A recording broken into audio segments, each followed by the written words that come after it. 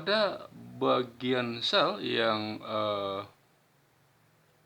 kandungan mikrotubulnya terbatas, misalnya pada bagian korteks sel,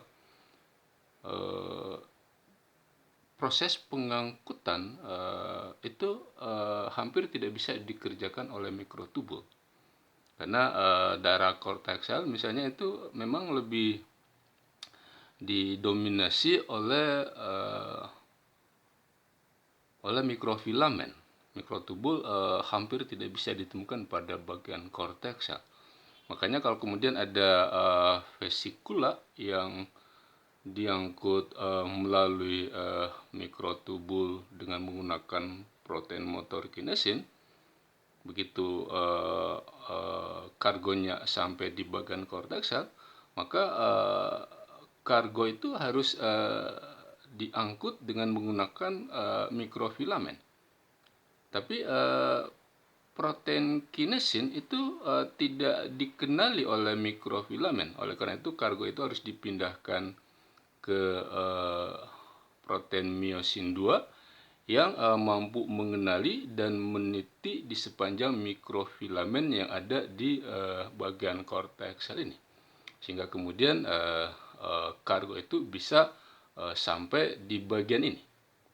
Nah, misalnya pada sel-sel kelenjar, ketika dia akan mengeluarkan sekretanya, maka sekreta itu pertama harus diangkut dengan menggunakan mikrotubul pakai protein motor kinesin. Tapi setelah sampai di korteks sel, maka kemudian kargo itu harus dipindahkan ke protein myosin, protein motor myosin yang dikenali oleh mikrofilamen yang ada di bagian korteks sel ini, supaya kemudian kargo ini bisa bersentuhan, bisa docking pada membran sel, sehingga kemudian isi dari vesikula yang mengandung sekreta tadi itu bisa dikeluarkan dari sel tersebut. Struktur lain yang dibangun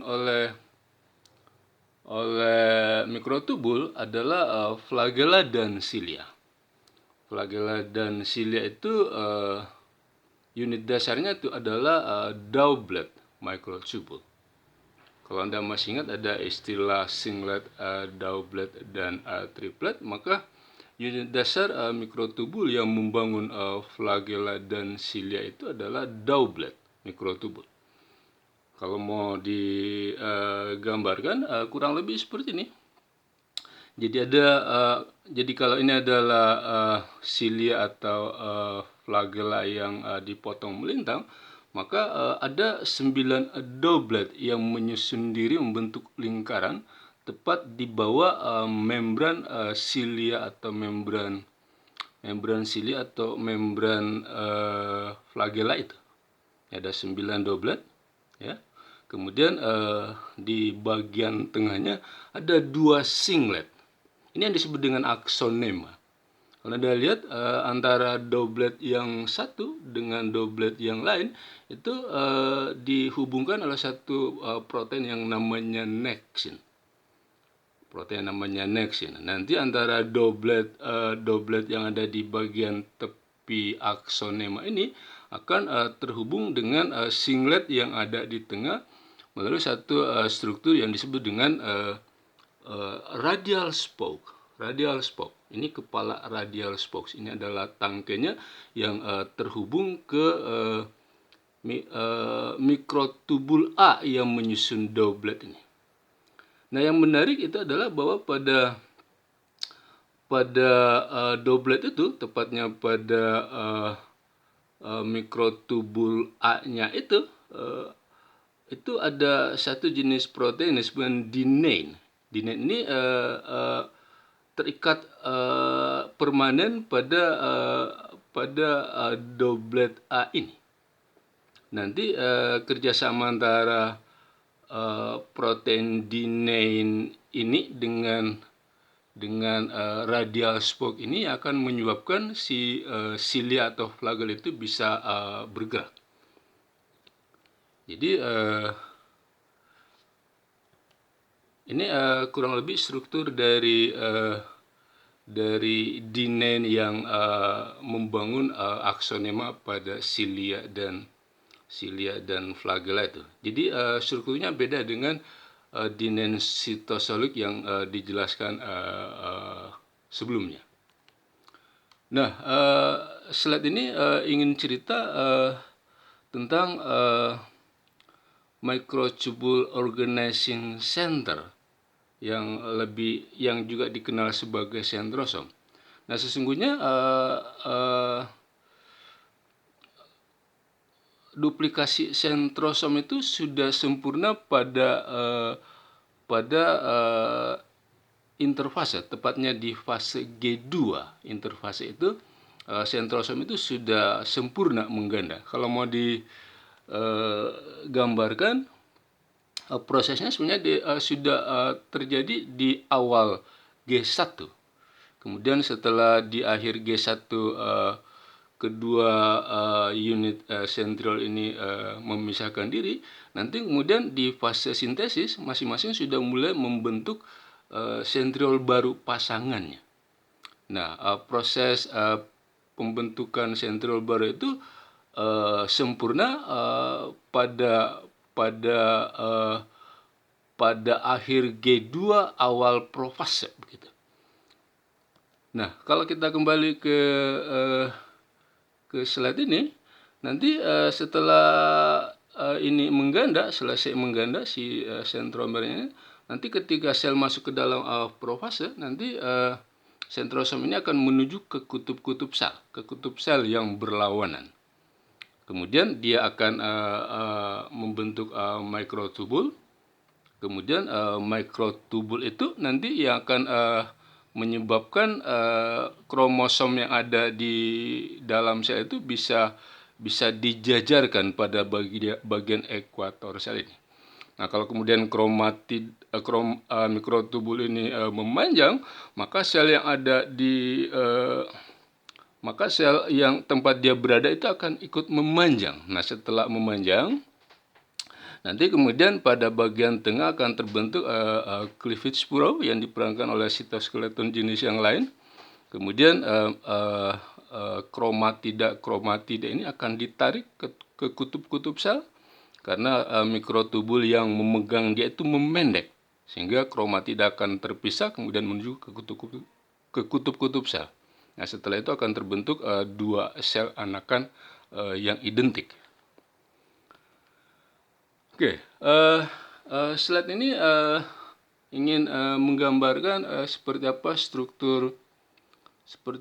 struktur mikrotubul mulai dari profase awal sampai dengan anafase.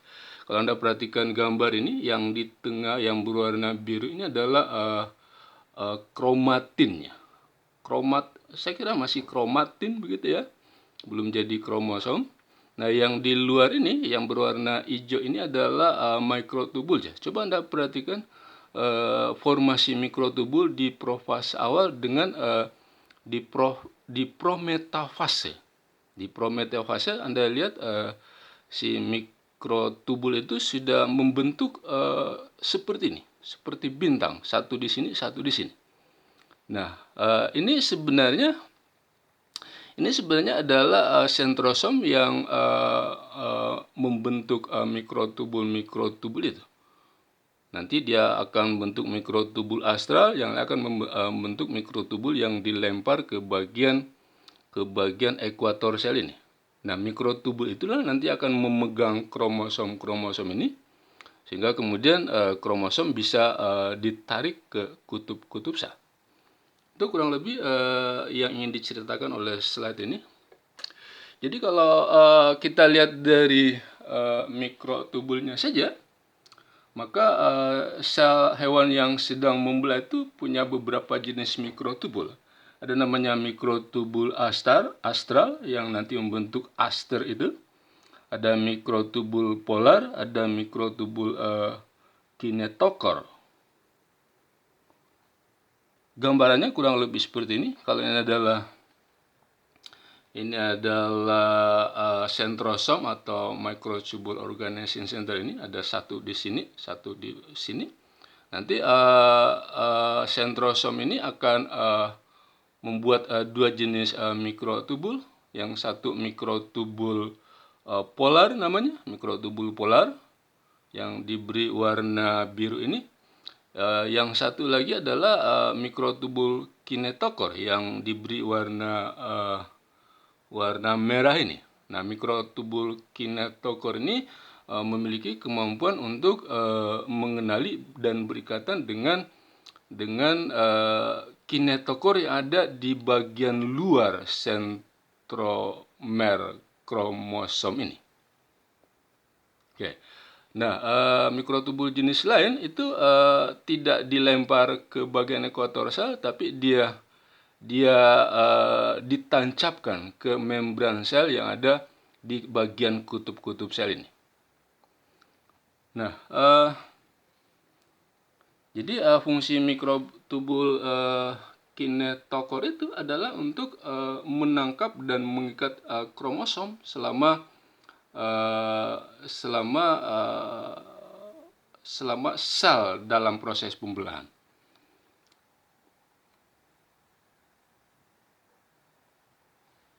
Nah, yang lain lagi, gambar ini ingin cerita lebih jauh tentang kinetokor tadi. Jadi kinetokor itu, kalau Anda perhatikan slide ini posisinya ada di bagian luar sentromer ini.